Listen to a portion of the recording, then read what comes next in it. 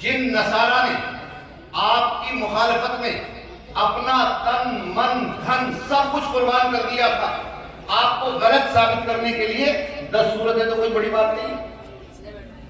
فاتو بعشر سور مثلہ. میں آج یہ کرنا چاہ رہا ہوں کہ قرآن آسان نہیں ہے. آسان ہوتا تو 10 سورت لے آتے. انا اعطیناک تبت یدا کو یہ چھوٹی چھوٹی ملا کر لے آتے. اذا جاء نصر اللہ والفتح یہ ساری اکٹھی کر کے 10 لے آتے. لیکن 10 بھی نہیں بنا پائے اور قیامت تک نہیں بنا سکتے. چاہے الٹے لٹک جائیں, ایک دوسرے کی مدد کریں, ایک دوسرے سے مدد لیں, پھر بھی نہیں بنا سکتے. جب 10 بھی نہ لا پائے تو اللہ کی طرف سے آخری اعلان ہوا فاتو بسورۃ من مثلہ وادعوا شہداءکم من دون اللہ ان کنتم صادقین. اگر تم اپنے دعوے میں سچے ہو اللہ کے علاوہ ساری کائنات کو اکٹھا کر لو, پھر تم ایک سورت کی بنا.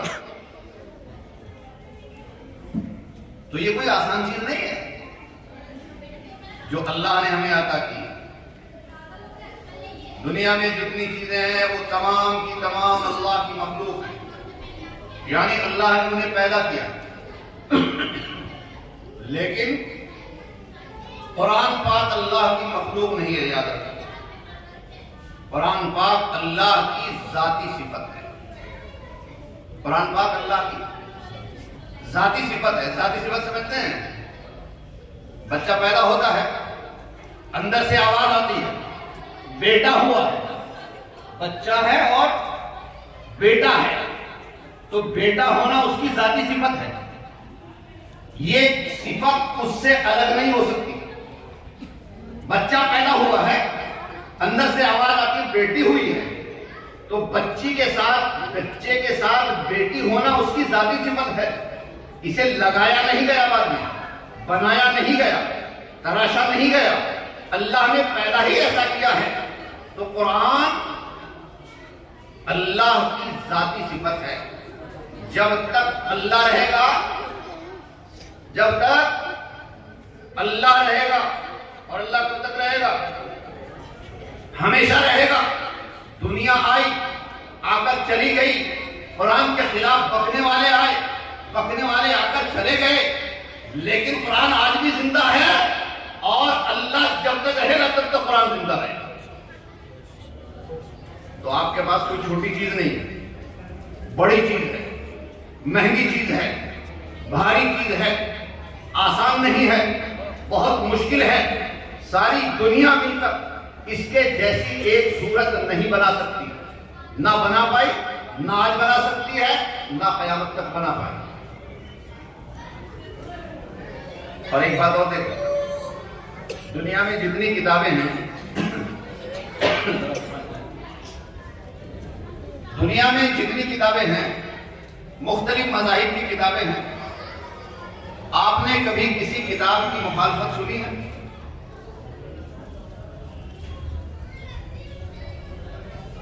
بھائی آپ نے سنی کبھی کسی کتاب کی مخالفت؟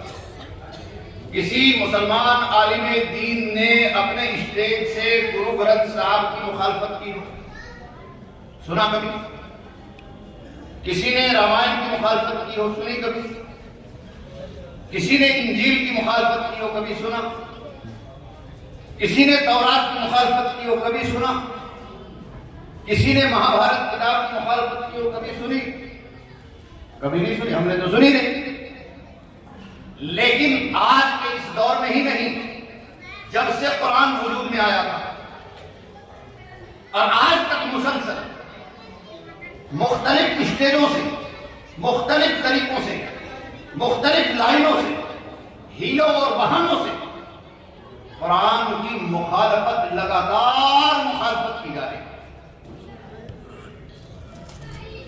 تو اتنی مخالفتوں کے باوجود قرآن موجود ہے. اگر ان کتابوں کی اس کے مقابلے میں 0.000000 چلتے رہو آگے, اور لاسٹ میں 1 لگا دو, وہاں اس اسٹیج پر جا کر بھی مخالفت کی گئی ہوتی. تو خدا کی قسم نام و نشان مٹ گیا ہوتا ہے نا، ان کا وجود نہ رہا ہوتا. لیکن اتنی مخالفتوں کے باوجود آج ہمارے بچے اس کے ہاتھ میں ہیں. قرآن ہر بستی میں موجود ہے، ہر گاؤں میں قرآن ملے گا. اتنا ملے گا کہ پڑھنے والے اتنی مسجدوں میں اتنا ملے گا. یہ کیا ہے؟ یہ ہے اللہ کی ذاتی صفت. جیسے اللہ کو نہیں مٹایا جا سکتا، لاکھ مخالفت ہوتی رہے، اسی طریقے سے قرآن پاک کو بھی نہیں مٹایا جا سکے گا. یہی ہمارا ایمان ہے اور اللہ اسی ایمان کے ساتھ رہنے کی توفیق عطا فرمائے. تو بات سمجھ میں آ رہی دوسری آپ کو؟ قرآن آسان نہیں ہے نا، مشکل ہے نا. ورنہ آج عرب میں کتنے پروفیسر ہیں، یہود و نصارہ کتنے پڑھے لکھے پڑے ہیں، دنیا کے بڑے بڑے لوگ کیسے کیسے علم کی سربلندیوں پر چڑھے ہوئے ہیں.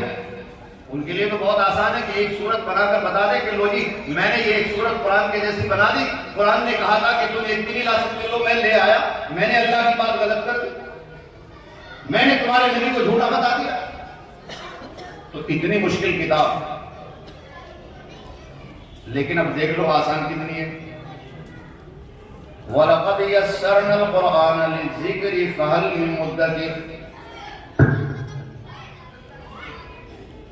ذکر کے معنی کچھ اور بھی ہو سکتے ہیں، مفسرین نے اور لکھا ہے، لیکن ہم یہاں چھوٹے بچوں کے سامنے بات کر رہے ہیں، آپ کے سامنے بات کر رہے ہیں.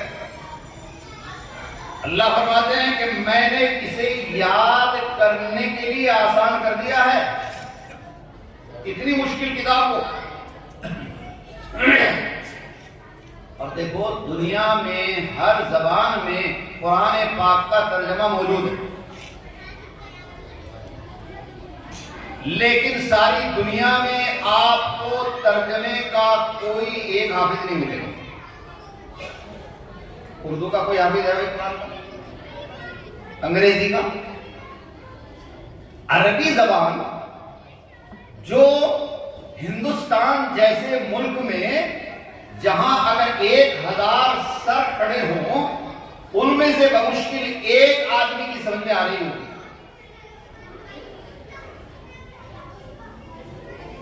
اس ملک میں اس قرآن کے الحمدللہ اتنے حافظ ہیں کہ دنیا کے کسی ملک میں اتنے حافظ نہیں ہیں.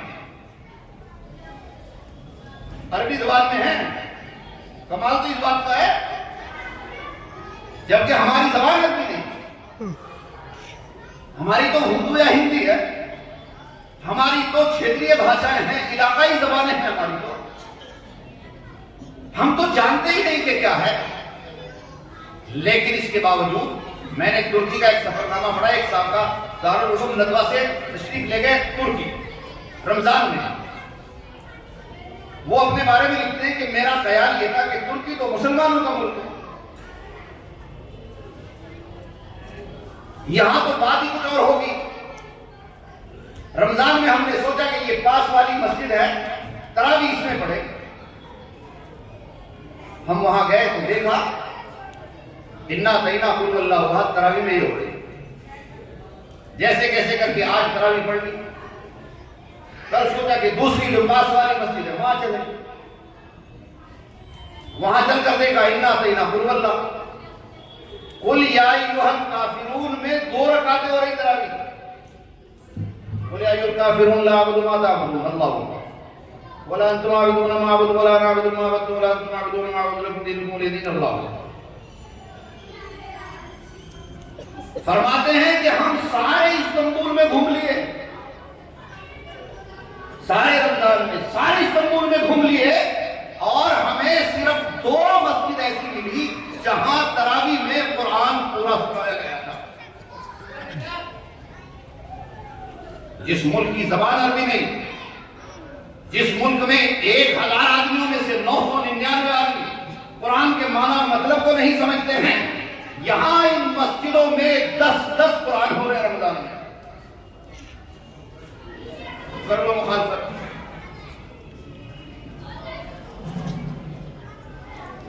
تو جیسے اللہ ہمیشہ رہے گا ویسے قرآن ہمیشہ رہے گا. اور اللہ کا شکر منائیے کہ آپ کو اللہ نے قرآن کے لیے منتخب کیا ہے, آپ سے خدمت لے رہا ہے اللہ, شکر ادا کیجیے اس کا. تو اتنی مشکل کتاب ہے,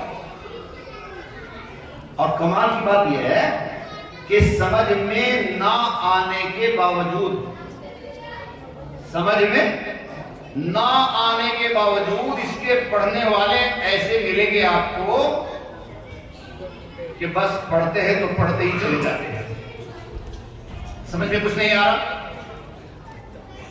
آپ باہر مارکیٹ میں دیکھیں, صبح سویرے آپ جائیے, یہاں یہ ہمارا جو موجپور کا یہ چوک ہے, یہاں جائیے, اخباروں کی دکانیں لگی ہوئی صبح سویرے. آپ کون سا اخبار لیں گے؟ اردو کا, ہندی کا یا انگلش کا؟ یہی آپ پڑھنا چاہتے ہیں. اخبار والا بول رہا ہے کہ دیکھیے آپ ایسا کیجیے, آج تو آپ اڑیا کا اخبار لے لیجیے, میرے پاس اڑیا بھاشا کا بھی ہے, لکھتا نہیں ہے, آپ لے لیجیے. آپ بولیں کہ میرا کیوں دماغ خراب ہے بھائی, میری تو سمجھ نہیں آتا اس میں کیا ہے. ایک میں ابھی یہاں بیٹھ کر, آپ کسی آدمی کو بلائیے اور وہ بلا کر گئے آپ کے سامنے یہاں چائنیز بھاشا میں کچھ بولنا شروع کر دے, آپ بولیں گے بھائی ہمارے سر میں کیوں درد کرتا ہے, تیرا تو دماغ خراب ہو ہی گیا اور ہمارا کیوں خراب کرتا ہے. لیکن قرآن چاہیے, قرآن کی لذت اور حلاوت کی, ایک طرف قرآن پڑھنے والا اسے مکمل کرتا ہے اور دوسری طرف شروع کر دیتا ہے اور یا اسے سمجھ میں کچھ نہیں آ رہا کہ اس نے کیا کہا ہے. میں نے اپنی چھوٹی سی زندگی میں ایسے لوگ دیکھے ہیں خدا کی قسم, جو صبح سے لے کر شام تک پورا ایک قرآن مکمل کر لیتے ہیں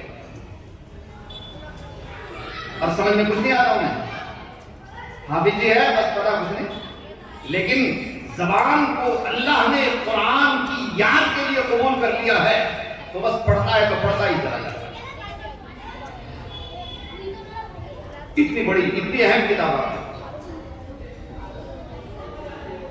اور آسان کتنی, اتنی آسان کہ اگر کوئی اسے یاد کرنا چاہے تو فوراً یاد ہو جاتی ہے. دنیا کی کوئی کتاب کسی کو یاد نہیں, اس طرح سے یاد نہیں جیسے قرآن یاد ہے. ایک ایک آیت زبر زیر, سبقہ, چھوٹی سے چھوٹی بات کسی کو یاد نہیں کسی کتاب میں. اس قرآن کا ترجمہ دوسری زبان میں کسی کو یاد نہیں ہے. اگر یاد ہے تو یہ قرآن یاد ہے. ہمارے اکابرین میں حضرت مولانا قاسم صاحب نانوتوی رحمۃ اللہ علیہ, حضرت مولانا محمد قاسم صاحب نانوتوی رحمۃ اللہ علیہ کا نام سنا ہے نا, ہم سب انہی کے بچے ہیں. اللہ ہماری طرف سے انہیں جزائے خیر بہتر سے بہتر بدلا تھا.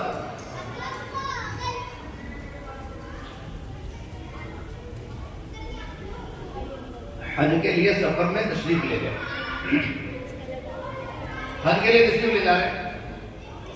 آج کا زمانہ تو تھا نہیں کہ بھئی گھنٹے بھر میں جو ہے یہاں سے وہاں چلے گئے, 4 گھنٹے میں جدہ چلے گئے.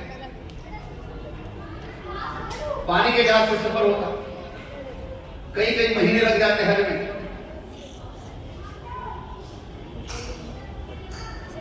تو جہاز پر ہی رمضان کا چاند نظر آ گیا, جہاز پر ہی رمضان مبارک کا چاند نظر آ گیا. ساتھیوں نے مشورہ کیا کہ بھئی تراویح تو چلو پڑھیں گے ہی, اگر کوئی حافظ ہوتا اور قرآن تراویح میں سنا دیتا تو بھئی یہ بھی ایک غنیمت حاصل ہو جاتی. دیکھا تو کوئی حافظ نہیں. حضرت مولانا پہلے حافظ نہیں تھے,